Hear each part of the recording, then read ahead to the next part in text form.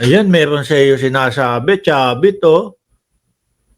Madami ka daw kalokohan, no? Pati yung titulo daw ng Metro, kailangan patunayan mo, no? Na totoo yun. Eh, baka wala naman.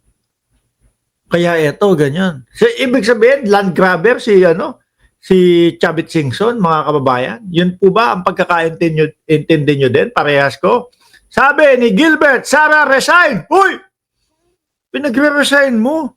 Eh, para namang resign na, matagal na, di ba? Oh, kinatatakutan si Chavit sa Ilocos Sur kaya walang pumipiyok. Natatapalan ng pera ang mga biktima niya. Sabi ni Sir Eseng Mariano. Anyway, iwanan na ho natin si Luis Chavit Singson, mga boss chief mo, sir. Ngayon, eto, naku po, ang sakit nito sa mga DDS. No, oo, hindi sa kanya ang Metro Walk. Ang sakit ho nito sa mga DDS, mga kababayan, yung susunod nating ipapakita ho. Bakit po, mga bossing? Kasi dito, si Katunying, ni-real talk sila. Si Katunying, oo. Minsan idol nila yan eh. Minsan hindi. Kapag kayong medyo si Katunying hindi pabor doon sa mga DDS ang sinasabi, galit na galit ang mga DDS. Pero kapag ka minsan medyo bumanat si Katunying, naku, idol na idol po nila. Ngayon, eto, ni-real talk kayo ni Katunying. Ano daw? Sabi ni Katunying, noong panahon ni Duterte, mayroon ba kayong naalalang ipinakulong niya na korap? O nga no? Parang wala. Parang wala. Ano? At eto ho mga boss chief amo sir, panahon ng panunungkulan ni Pangulong Bongbong Marcos, ano po? Siya yung nag-umpisa, siya yung nagsasabi na eto, 15 na mga contractors, no, na laging nakakasungkit, nakakatanggap ng mga proyekto sa gobyerno. Di ba? Hindi ho sinasabing lahat po yun, na 15 na yon, may kabalbalan o may kalokohang ginagawa. Pero mga kababayan, doon na nga po nagsilitawan, nalaman ng mamamayang Pilipino, ang dami palang ghost project. O di ba ang Pangulo ang nagpasimula, ang nagpauna, at naglantad. Hindi ho po ba? Ano yung sinisigaw ng mga DDS na Marcos resign? Ano yung sinisigaw ng mga DDS pababae si Bongbong Marcos? Di ba?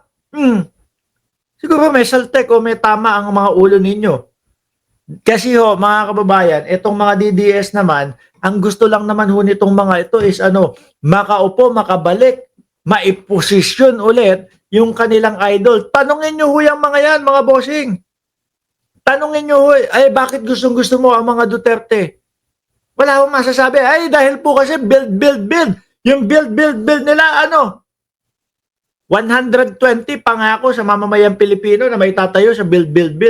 Ilan po daw ang nagawa? 14. Dalawa, bumagsak pa. Dalawang tulay pa, bumagsak. Ilan na lang? Di 12 na lang. Pinatanggal pa yung paakyat doon sa sa Kamuning, yung Mount Kamuning kung tawagin, pinatanggal pa. Ilan na lang? 11 na lang. Di ba, mga bossing? Yung build po, tingin ko, mga kababayan, naging kuta din po ng korupsyon yan. Parang tipo bang, sige, ganito, tayo natin to. No? Okay na yan. Kahit hindi pag-isipan, kahit na alam mong delikado sa mamamayang Pilipino, itayo natin to. Tingnan nyo, mga bossing, yung mga tulay, nagsisiguhuan, Diba, dumaan isang truck, yanig, hulog. Natatawa ho tayo doon sa nangyayari, pero kalunos-lunos po at nakakabwisit. Di ba? Yung pera ng bayan. Nasaan yung iba? Akala ko 120 yung pangako. Saan napunta yung ibang yon na mga napondohan? Sabi ni Manny Bueta, fake news na naman. Sa EDSA nga, walang pumunta. Sa EDSA ba yung mga DDS? Mamaya papakita namin sa inyo, Marami na namang galit sa akin, Sir Mark, na mga DDS. Hayaan mo lang silang magalit. Tawanan, ngitian mo lang. Di ba? Ito nga, tayo nag-aano sa kanila nagtatawag sa kanila na pumunta dito at asarin tayo. Di ba? O, paano yan? Noong panahon ni Duterte, mayroon ba kayong naipakulong o naalalang ipakulong? Wala. Puro ho, maliliit. Miski ho dyan sa tukhang-tukhang nila, ano po ba naipakulong dyan? Mga small time. Yung mga kapitbahay ninyo na gusto nang magbagong buhay, pero dahil nga kota, may kota system ang mga kapulisan, o ayun, inaresto pa din. Yung mga sumusuko na, kaso baka malaman, baka magsalita. O imbis na sumuko, imbis na ipasok doon sa oblo, wag na. Sabihin na lang natin ng laban. Bakit? Baka mamaya ikanta pa kung sino yung mga boss niyan. Diba? Nanlaban na lang. Kaya ho, sandamakbak, yun nanlaban, mga kababayan Nung panahon ni dating Pangulong Duterte Diba? At alam to ng dating Pangulong Duterte na mataas ang korupsyon at may korupsyon na nangyayari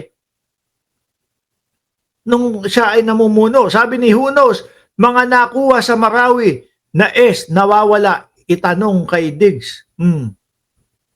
Di ba? Sinasabi nila ganito, ganyan, epektibo, naging maganda, positibo, yung naging resulta nung kanilang drug war. Bakit hanggang sa makaalis ng kanyang posisyon, ganun pa din ho? Parehas din ho. Walang nangyari. Aminan tayo, walang nangyari. Di ba? Pinukusan yung drug war, pero ano nangyari? Wala. Pagbaba niya, ganun pa din ho kadami, mga kababayan. Ang yabang-yabang ng mga build, tatak Duterte yan, DDS yan. Ang ending nagsisiguhuan po. Diba? Kaya ayan, nirerekta na kayo ni Katunying. Baka nagbubulag-bulagan pa kayo. Sabi ni June Bes, meron namang napakulong yung nagnakaw ng mangga at corn beef. Small time, di ba? Pero ginawang legal ni FPRRD ang korupsyon dahil siya mismo aminadong magnanakaw, korap, may video yan. Tapos, sinabi niya na lahat ng mga ninakaw niya naubos, na walang tira. Sabi ni Lisander, balat-bat, 10 milyon. Saan kukuha ng 10 milyon ng DDS? Yung lang mautog nila, rally, wala pang 100. Huwag kayong magatat. Ito, ang dami mga kababayan.